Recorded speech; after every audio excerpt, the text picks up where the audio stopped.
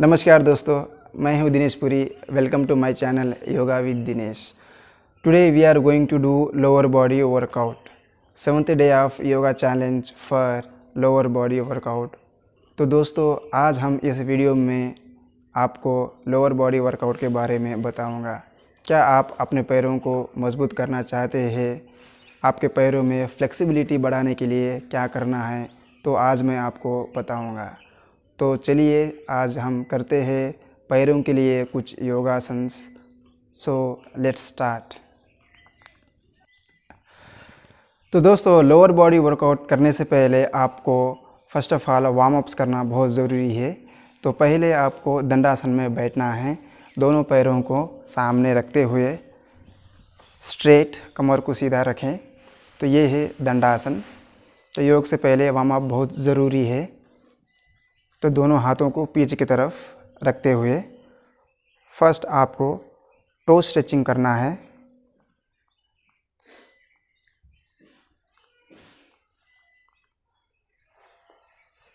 योग से पहले आपको वार्म अप बहुत इम्पॉर्टेंट है, क्योंकि वार्म अप करने से आपके जो जॉइंट्स है वो फ्री होने लगेंगे। नेक्स्ट, अब एंकल रोटेशन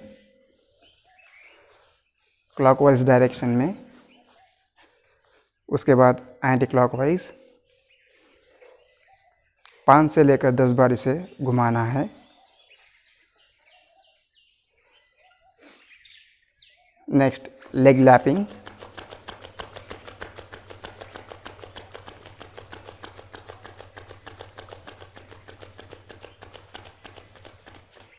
अब आप सांस अंदर भरते हुए नी को स्ट्रेच करें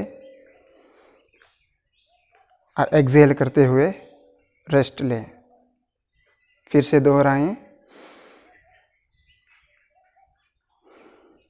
नी स्ट्रेचिंग घुटनों के लिए बहुत ही अच्छा है।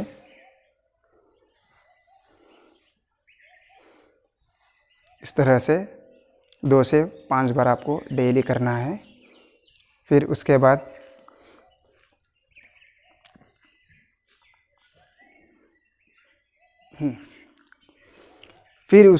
आपको राइट लेग को ऊपर की तरफ उठाना है, सांस को अंदर लेते हुए।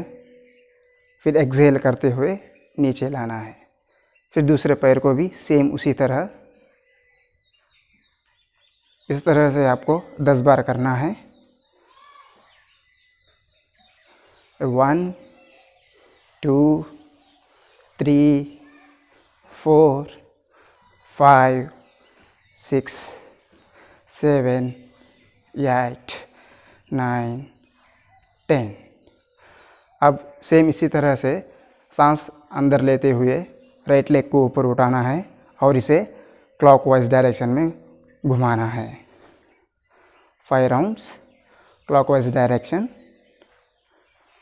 उसके बाद रिवर्स एंटी क्लॉकवाइज डायरेक्शन में रोटेट करना है। तो इसे करने से आपके थाइस, अपर थाइस के लिए बहुत ही लाभदायक है। नेक्स्ट, लेफ्ट लेग से भी सेम उसी तरह से 5 राउंड्स गोल घुमाना है। Next, anti clockwise.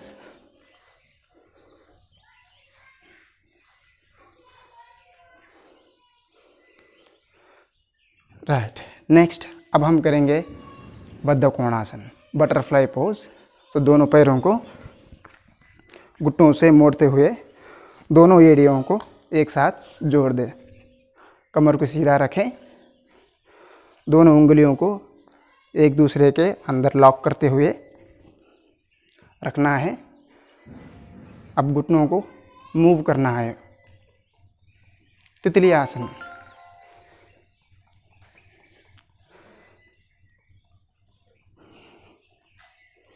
तो ये है बद्ध कोणासन। इसे डेली सुबह मॉर्निंग 2 मिनट, शाम को 2 मिनट करना है। तो इसे करने से आपके जो हिप जॉइंट है वो फ्री होने लगेंगे। तो वार्म अप करने से आपके बॉडी में ब्लड सर्कुलेशन ईजिली होता रहेगा। राइट। नेक्स्ट, अब सुप्तबद्ध कोणासन। इसी स्थिति में होल्ड करते हुए सांस को अंदर भरे, सांस को छोड़ते हुए आगे की तरफ बेंड करें। जितना हो सके उतना ही बेंड करें। नए लोगों के लिए, बिगिनर्स के लिए जितना हो सके उतना ही आगे की तरफ झुके। फिर सांस को अंदर लेते हुए इनिशियल पोजीशन में फिर से दोहराएं। जिनको भी हेवी बैक पेन, जिनको कमर में बहुत ज़्यादा दर्द है, वे लोग आगे की तरफ ना झुकें। इस बात को ध्यान में रखते हुए इस आसन को करना चाहिए। अगर आपके बॉडी में फ्लेक्सिबिलिटी है तो आपको डायरेक्ट एक्सहेल करते हुए आपके नाक को फ्लोर को टच कर सकते हैं। तो ये है सुप्तबद्ध कोणासन। तो इस तरह से करने से आपको यहाँ पे हिप जॉइंट में मांसपेशियों को एक तनाव, एक खिंचाव आता है। तो वो एडवांस आसन के लिए बहुत ही लाभदायक है, बहुत ही हेल्पफुल है। Right, okay. नेक्स्ट, अब जानु शीर्षासन करते हैं। राइट लेग को स्ट्रेट रखें, लेफ्ट लेग को राइट लेग के बाजू में रखें। नेक्स्ट, दोनों हाथों को साइड से ऊपर उठाते हुए सांस को अंदर भरें। फिर एक्सहेल करते हुए आगे की तरफ बेंड करें। इस तरह से ये है जानु शीर्षासन। जिनको आगे झुकने में तकलीफ होती है वे लोग धीरे धीरे पहले इस तरह से प्रैक्टिस करना है। 5 बार ऊपर नीचे की तरफ मूव करना है। एक्सहेल करते हुए सामने, इनहेल करते हुए ऊपर की तरफ।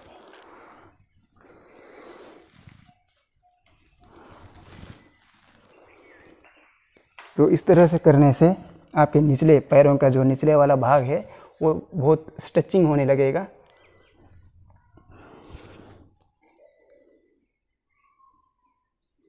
राइट, ये है जानु शीर्षासन। सेम ठीक उसी तरह से अब लेफ्ट लेग के साथ करेंगे। लेफ्ट लेग को स्ट्रेट सीधा सामने रखें।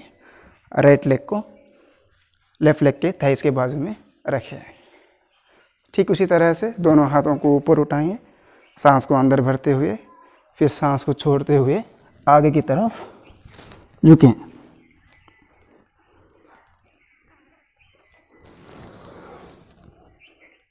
ठीक उसी तरह से 5 बार ऊपर नीचे की तरफ मूव करना है। सांस लेते हुए ऊपर की तरफ, सांस छोड़ते हुए आगे की तरफ झुकना है।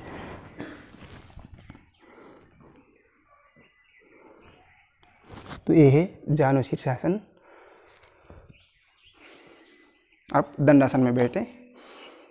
एक बात आपको ध्यान में रखना है, योग में आप कभी भी फॉरवर्ड बेंडिंग करना है तो आपको श्वास बाहर छोड़ते हुए बेंड करना है।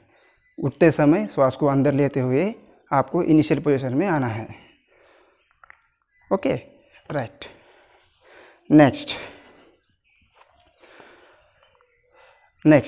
अब हम पश्चिमोत्तानासन करेंगे। दोनों पैरों को सामने स्ट्रेट रखते हुए पीठ को स्ट्रेट रखना है। दोनों हाथों को साइड से उठाते हुए एक्सहेल करते हुए सामने झुकना है। फिर इनहेल करते हुए ऊपर की तरफ।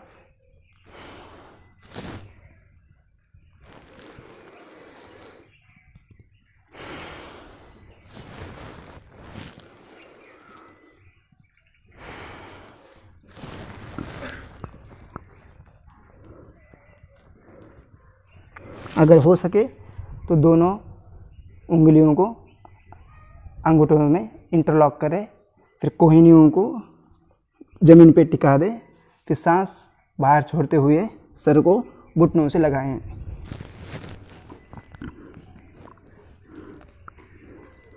तो ये है पश्चिमोत्तानासन।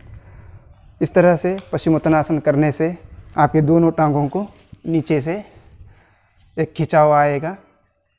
इससे आपका ब्लड सर्कुलेशन भी इजीली होता रहेगा। तो ये था पश्चिमोत्तानासन। अब हम उपविष्ट कोणासन करेंगे। उपविष्ट कोणासन करने के लिए आपको दोनों पैरों में थोड़ा सा फासला रखें, यानी दोनों पैरों को स्प्लिट करें, थोड़ा कंफर्ट से बैठ जाएं। राइट। तो ये है स्थिति। पहले स्थिति बहुत इम्पॉर्टेंट है। जिस तरह से हम आसन में एंटर करते हैं, ठीक उसी तरह से आपको उसी आसन से पहले की स्थिति में आना चाहिए। तो दोनों पैरों को स्प्लिट करें, फिर दोनों हाथों को सामने रखें, फिर सांस को बाहर छोड़ते हुए स्लोली आगे की तरफ बेंड करें। धीरे धीरे सांस को छोड़ते हुए जितना हो सके उतना ही आगे बेंड करें।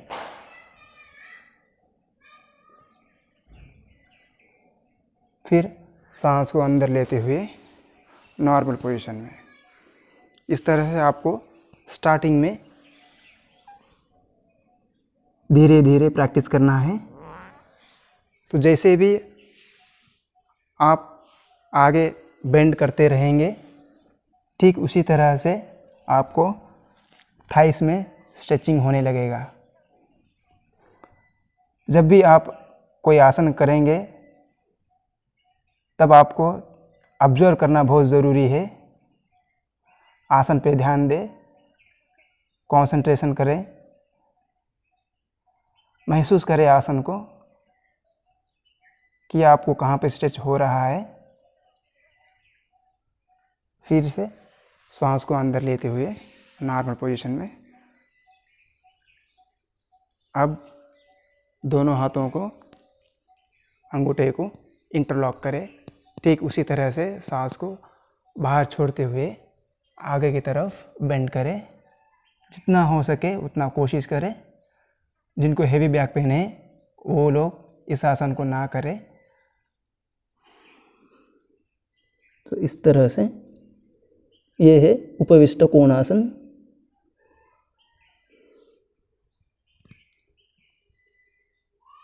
फिर सांस को अंदर लेते हुए ये है नॉर्मल पोजीशन। तो इस तरह से उपविष्ट कोणासन करने से आपके इनर थाई और इनर जो नीचे वाला, जो थाइस के नीचे वाला जो भाग है, उसमें बहुत ही गंभीर से आपको स्ट्रेच होने लगेगा। Okay, right. अब खड़े होकर आपको कुछ आसन करना है। तो पहले आपको वीरभद्रासन 1 करना है। तो कैसे करें? दोनों पैरों को साइड में रखें, दोनों पैरों के बीच में फासला। अब राइट लेग को, राइट एंकल को 90 डिग्रीज में टर्न करें। फिर घुटनों को थोड़ा सा नीचे की तरफ मोड़ें। लेफ्ट लेग स्ट्रेट रखें, कमर को सीधे राइट लेग के डायरेक्शन में घुमा के रखें। फिर दोनों हाथों को साइड से ऊपर की तरफ उठाते हुए ज्वाइन करें। जितना हो सके उतना आप नीचे बेंड कर सकते हैं। ये है वीरभद्रासन 1। फिर सांस को छोड़ते हुए नॉर्मल पोजीशन में। ठीक उसी तरह से लेफ्ट लेग लेफ्ट साइड से करना है।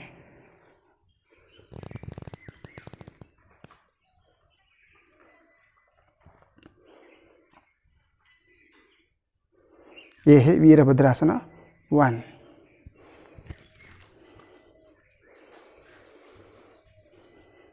अब वीरभद्रासन 2, सेम वीरभद्रासन 1 के जैसे ही वीरभद्रासन 2 करना है। बस फ़र्क इतना है कि दोनों हाथों को साइड से स्ट्रेट करें।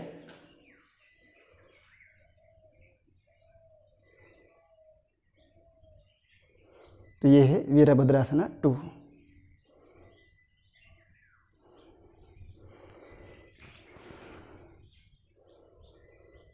ठीक उसी तरह से दूसरे साइड से भी करना है।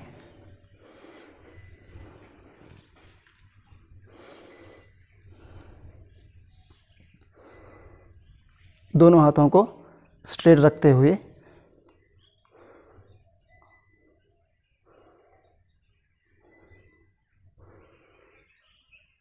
नेक्स्ट एक्सहेल, फिर नॉर्मल पोजीशन में। अब हम त्रिकोणासन करेंगे। सेम पोजीशन इसी तरह से इसी पोजीशन में रखते हुए राइट लेग को टर्न करें, दोनों हाथों को साइड से उठाते हुए एक्सहेल करते हुए आपको राइट साइड की तरफ झुकना है। राइट हथेलियों को राइट एंकल के बाजू में रखना है और लेफ्ट हैंड को ऊपर की तरफ स्ट्रेट उठाना है।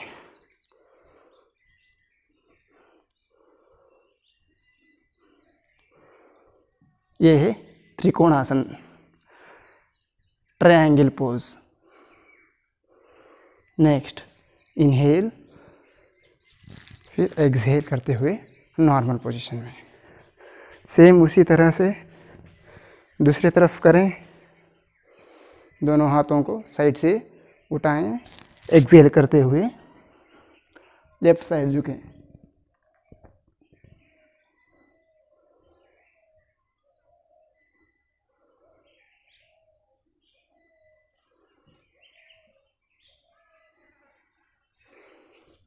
नेक्स्ट सांस को अंदर ले, एक्सहेल करते हुए नॉर्मल पोजीशन, राइट।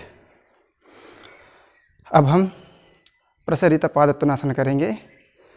दोनों हाथों को कमर के ऊपर रखें, एड़ियों को स्ट्रेट रखें।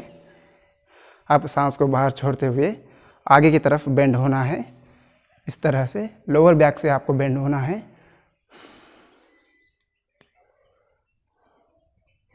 जितना हो सके उतना ही बेंड करें, ज़्यादा प्रेशर ना दें।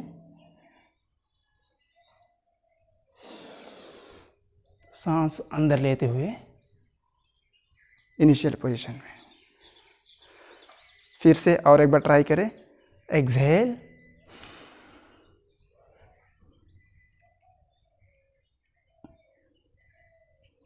फिर इनहेल, नॉर्मल पोजीशन में। अब प्रसरित पादोत्तानासन बी करेंगे। दोनों हाथों को साइड से उठाएं और आगे की तरफ झुके। दोनों हथेलियों को सेंटर में रखें, इस तरह से एक्सहेल करते हुए आगे बेंड करें।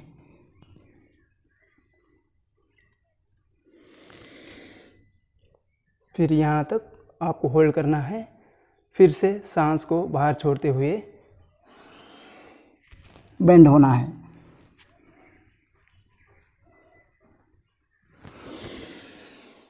फिर सांस को अंदर भरते हुए एक्सहेल करते हुए नॉर्मल पोजीशन में आना है। ये था प्रसरित पादोत्तानासन बी। अब हम पार्श्व कोणासन करेंगे।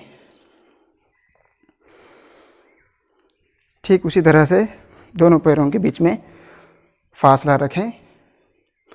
राइट लेग को 90 डिग्रीज पर टर्न करें। दोनों हाथों को पीछे नमस्कार मुद्रा में रखें। अगर आपको नमस्कार मुद्रा में नहीं आ रहा हो तो आप नॉर्मल इस तरह से भी रख सकते हैं। अब सांस को बाहर छोड़ते हुए आगे की तरफ बेंड करें और माथे को घुटनों के ऊपर लगाएं।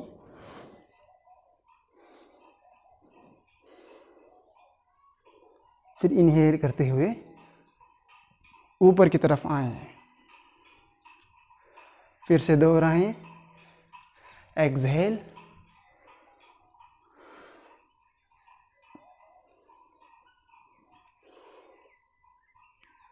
फिर इनहेल करते हुए नॉर्मल पोजीशन में आएं।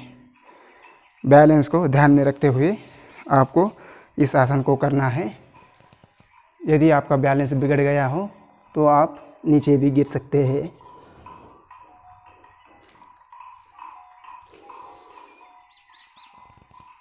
फिर से दोहराएं और एक बार एक्सहेल।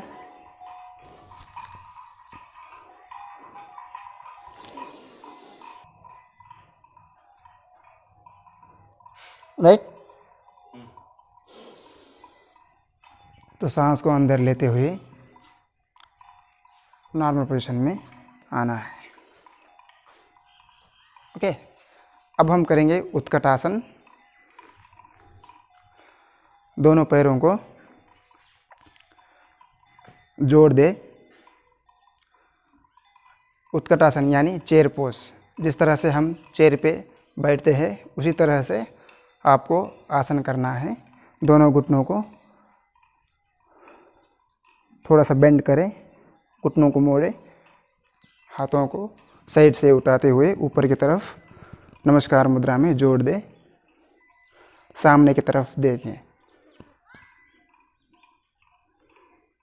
पैरों की मजबूती के लिए यह उत्तम आसन है।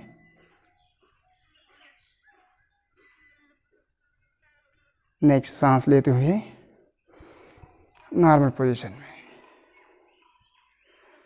तो दोस्तों, ये है आज का सेशन लोअर बॉडी वर्कआउट। तो इस तरह से डेली आपको लोअर बॉडी वर्कआउट करना है।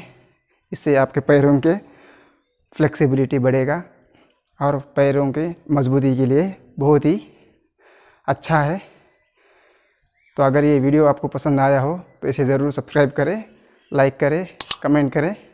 तब तक के लिए धन्यवाद।